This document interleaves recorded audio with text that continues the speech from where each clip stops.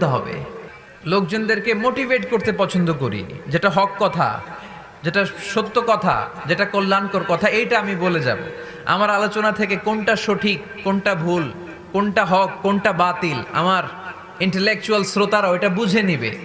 আকলমান্দ ইশারা বা শাস্ত, যাদের আকল আছে এদের ইশারা দিলে হয়ে যায়, ঠিক কিনা? এদেরকে এত ভেঙে চুরে বোঝানো লাগে না।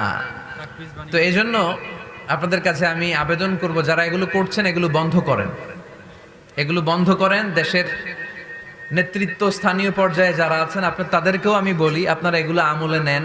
কারাই কোরআনের মাহফিল বন্ধ করতে চায় এগুলো আপনারা দেখেন। আওয়ামী লীগ ইসলামের শত্রু নয়, পুলিশ প্রশাসন ইসলামের শত্রু নয়, ইসলামের শত্রু আমরা নিজেরাই।